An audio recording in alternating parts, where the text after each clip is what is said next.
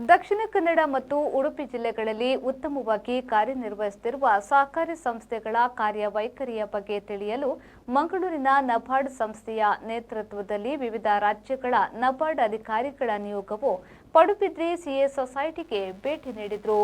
Padubidri CA society ಅಧ್ಯಕ್ಷರಾದ Y Sudhir Kumar ಅವರು ಉಪಸ್ಥಿತರಿದ್ದು, ತಮ್ಮ ಸಂಸ್ಥೆಯು ಠೇವಣಿದಾರರಿಗೆ ಹಾಗೂ ಕೃಷಿಕರಿಗೆ ಮತ್ತು ಊರ ನಾಗರಿಕರಿಗೆ ಹಲವಾರು ಉತ್ತಮ ಕಾರ್ಯಕ್ರಮಗಳನ್ನು ಕೈಗೊಂಡು ಯಶಸ್ವಿಯಾಗಿ ನಿರ್ವಹಿಸುವ ಮೂಲಕ ಮೆಚ್ಚುಗೆ ಪಡೆದ ಸಂಸ್ಥೆಯಾಗಿದೆ ಎಂದು ಹೇಳಿದರು. ವಿಶ್ವಸಂಸ್ಥೆ ಸಹಕಾರ ವರ್ಷ ಅಂತ ಘೋಷಣೆ ಮಾಡಿದೆ.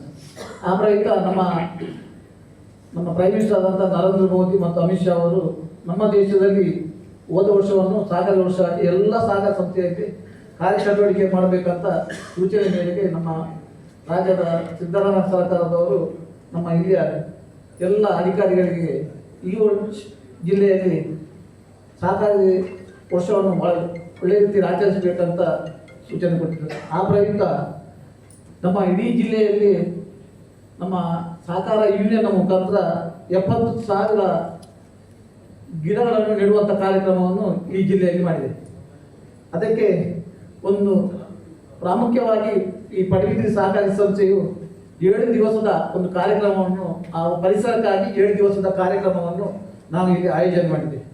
ಈ ಸಂದರ್ಭದಲ್ಲಿ ನಬಾರ್ಡ್ ಡಿಜಿಎಂ ಯೋಗೀಶ್ ಅವರು ಮಾತನಾಡಿ, ನಬಾರ್ಡ್ ತರಬೇತಿ ಸಂಸ್ಥೆ ಮಂಗಳೂರಿನಲ್ಲಿದ್ದು, ಇಲ್ಲಿ ಬ್ಯಾಂಕ್, ಎನ್ಜಿಒ, ಸರ್ಕಾರಿ ಸಂಸ್ಥೆಗಳ ಅಧಿಕಾರಿಗಳಿಗೆ ಬ್ಯಾಂಕಿಂಗ್ ಮತ್ತು ಕೃಷಿ ಅಭಿವೃದ್ಧಿ ಸಂಬಂಧಿಸಿದ ಮಾಹಿತಿ ತರಬೇತಿಗಳನ್ನು ನೀಡಲಾಗುತ್ತಿದೆ.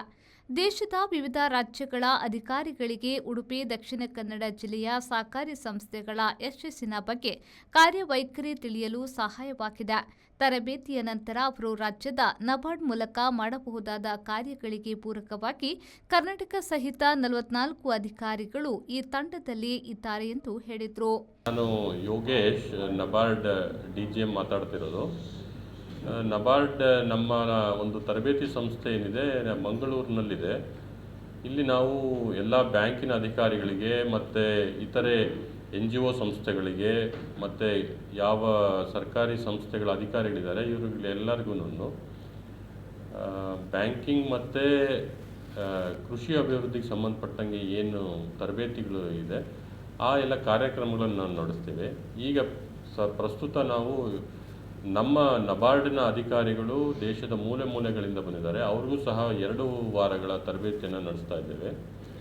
ಸೊ ಈ ತರಬೇತಿಯ ಅಂಗವಾಗಿ ನಮ್ಮ ಉದ್ದೇಶ ಏನು ಅಂತ ಹೇಳಿದ್ರೆ, ಇವರು ದೇಶದ ವಿವಿಧ ಭಾಗಗಳಿಂದ ಬಂದಿದ್ದಾರೆ. ನಮ್ಮ ಕರ್ನಾಟಕದ ದಕ್ಷಿಣ ಕನ್ನಡ, ಉಡುಪಿ ಈ ಒಂದು ಭಾಗದಲ್ಲಿ ಸಹಕಾರಿ ಸಂಸ್ಥೆಗಳು ತುಂಬ ಅತ್ಯುತ್ತಮವಾಗಿ ಕೆಲಸ ಮಾಡ್ತಾ ಇವೆ. ಸೊ ಆ ಒಂದು ಉದ್ದೇಶದಿಂದ ನಮ್ಮ ಇತರೆ ಗೆಳೆಯರು ಬೇರೆ ದೇಶದ ಭಾಗಗಳಿಂದ ಏನು ಬಂದಿದ್ದಾರೆ ಅವರಿಗೂ ಸಹ ಈ ಸಹಕಾರಿ ಸಂಘಗಳು ಹೇಗೆ ಕಾರ್ಯನಿರ್ವಹಿಸ್ತಾ ಇವೆ, ಅವು ಯಶಸ್ವಿಗೊಳ್ಳಲಿಕ್ಕೆ ಏನು ಕಾರಣ, ಯಾವ್ಯಾವ ರೀತಿಯಲ್ಲಿ ಅವರು ವಿಧ ಸೇವೆಗಳನ್ನು ತಮ್ಮ ಸದಸ್ಯರಿಗೆ ನೀಡ್ತಾ ಇದ್ದಾರೆ, ಇದರ ಬಗ್ಗೆ ಅವರಿಗೆ ಮಾಹಿತಿ ಕೊಡಲಿಕ್ಕೆ, ಮತ್ತು ಇವರು ವಾಪಸ್ ತರಬೇತಿ ನಂತರ ತಮ್ಮ ಪ್ರದೇಶಗಳಿಗೆ ತೆರಳಿದ ಮೇಲೆ ಅಲ್ಲಿನ ಸಹಕಾರಿ ಸಂಸ್ಥೆಗಳನ್ನು ಯಾವ ರೀತಿಯಲ್ಲಿ ಅಭಿವೃದ್ಧಿ ಮಾಡ್ಬೋದು, ಆ ಒಂದು ನಿಟ್ಟಿನಲ್ಲಿ ಇವರಿಗೆ ಒಂದು ತಿಳುವಳಿಕೆ ನೀಡುವಂಥ ಕಾರ್ಯಕ್ರಮ ಇದು.